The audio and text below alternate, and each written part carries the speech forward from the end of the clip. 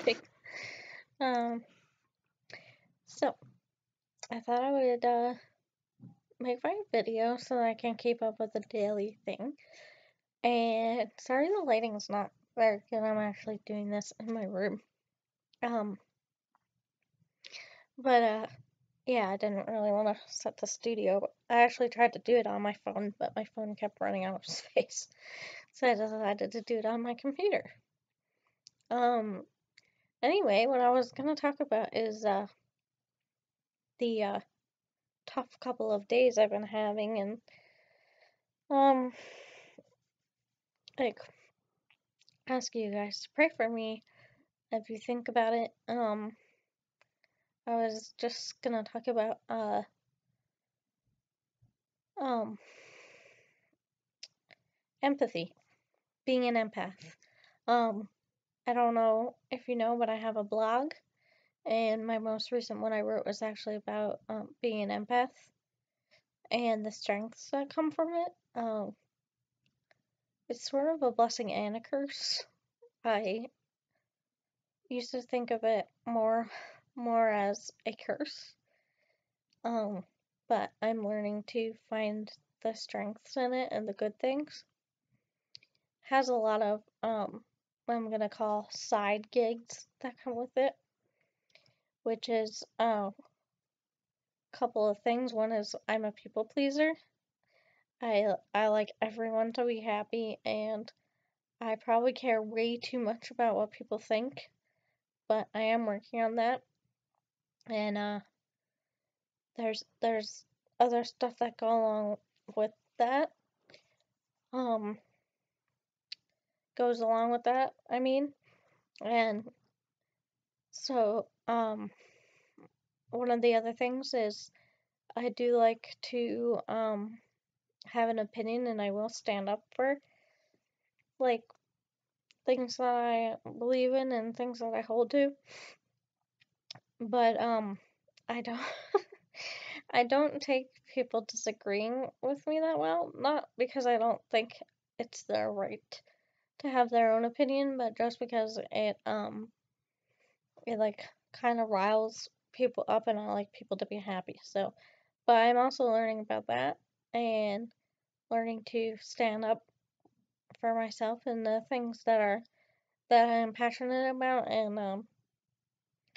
and just not know that everybody can't be happy all at the same time. So, it's a work in progress. But another one of the side gigs is people coming and spilling their life story to me. I've just had random people come up and like be like, "Hi, I'm so and so," then like sit down next to me and just like, "Here's my life story," and I always thought it was kind of weird, but they acted like it was totally normal. I do like that part. I like people coming and talking to me. I like that I apparently look like someone you can tell your life story to. Trustworthy, I guess, is the word. That hasn't been annoying or anything. Sometimes I'm just weirded out by it because I'm like, why are they telling me this? I don't even know them, but I do. I do like that people feel like they can tell me stuff like that.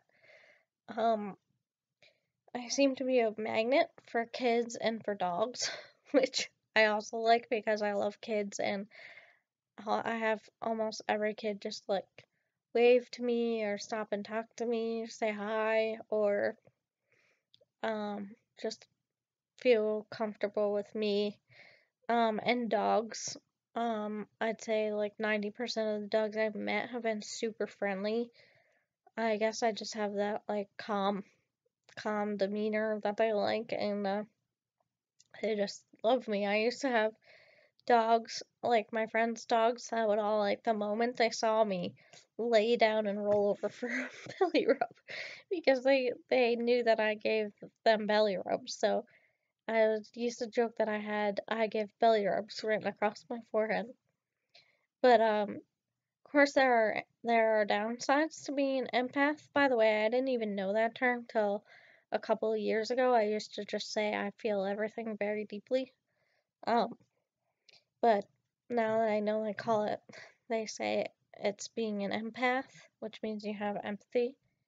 I mean, there's more involved, but that's basically the simplest way to explain it. And, so, it involves, like, if somebody else is sad, like, I can literally feel their sadness.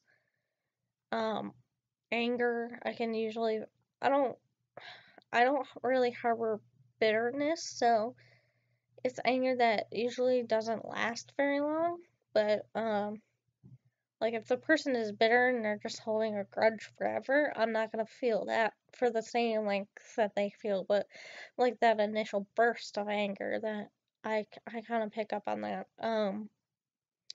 I kind of have, like, I would say a sixth sense almost as to, like, premonitions on certain things. Like, I pick up on things more than intuitive would be a good word, more than other people do.